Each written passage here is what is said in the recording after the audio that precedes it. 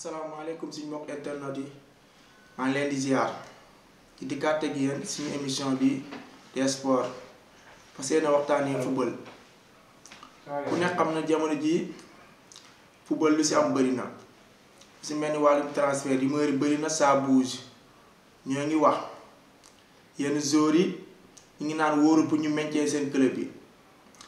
yenn joueurs yi ñu ngi naan ñuy jóge club bii dem ci club bee yenn entraîneurs yi tamit ñu ngi naan peut-être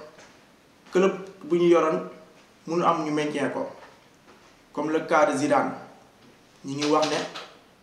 jege na Juventus Marcelo Isco ba Ramos ñu ngi wax tamit wóorul pour ñu maintien Real loolu yépp nag dafa doon loo xam ne football dafa laaj ndax joueur bi dañoo ne boo toogee ci club ba mu yàgg dangay dem changer air ku ci mel ni kaaw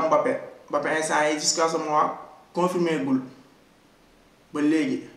na day renouveler contrat wala du renouveler gis nañ ne Neymar moom renouveler contrat am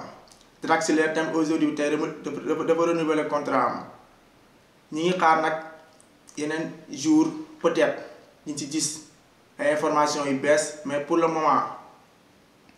daal dara xewagul ay rumeur rek la ñuy dégg ñi ngi naan sax peut-être cas pour Pochettino moom peut-être mun naam mu jóge Paris mais rumeur yi daal mi ngi daw mais jusqu'à ce moment mënuñu joxe information bu leer ndax lépp ay rumeur la mais instant bii nii lu ñu mën a wax mooy affaire yi mi ngi bouger par nànk-nànk waaw ñu war a duggaat ak yéen tamit ci Angleterre championnat Angleterre tey amoon na journée ku ci mel ni Manchester United damoon na jouer Manchester City damoon na jouer waaw United moom tey football na ak Fulham tey dafa tenir en échec def un but partout ku ci mel ni leader bi Manchester City a été battu par Brighton 2 buts à 1 instant bii nii boo xoolee match bi desoon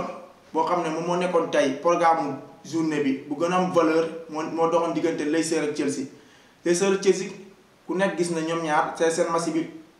luñ demoon football ndax ñoom ñaar boo xoolee dañoo toppalante te ñoom ñaar dañoo war 4 courses l'Europe Leicester moo ko jiitaloon rawee ko 2 points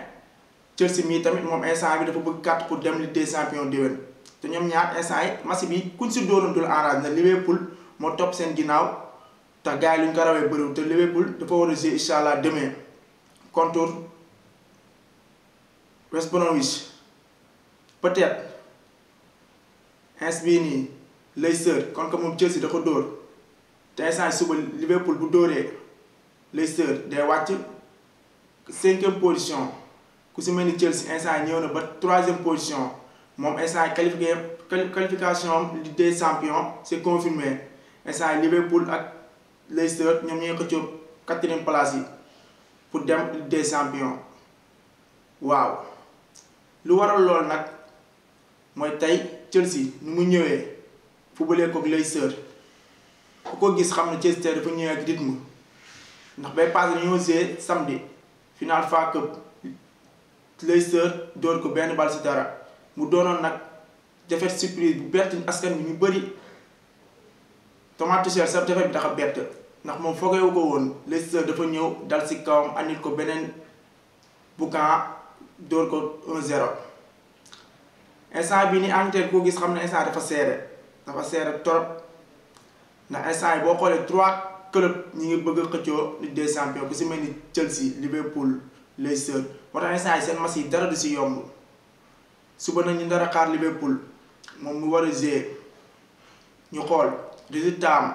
ndax dina positif ou bien dina négatif bu positifee loolu du arranger Leicester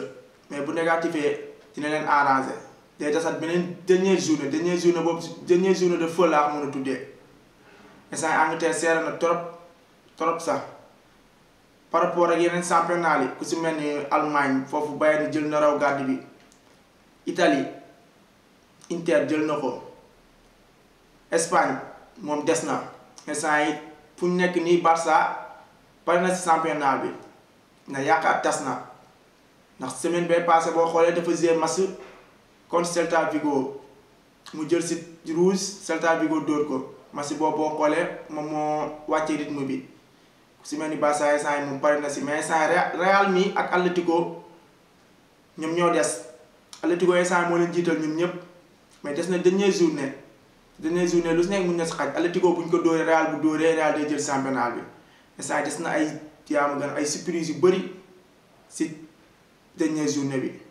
ku si mel ni yeneen club bi Séville Villarreal ñoom ñëpp tamit dañuy carte pour dem Europa League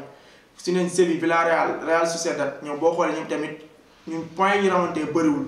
kuñ si dóore sa morom bu dóoree da lay raw moo tax dernière journée Espagne dina neex trop ndax ay match yi am important xam nga championnat léegi boo xoolee niveau bi dafa gën a élevé ndax ay temps championnat dernière journée boo xoolee match yi du sax am par rapport ak ren match yi du am enjeu da ngay gis ne kii rawee na kii point bu bëri match bi après day ñëw xam nga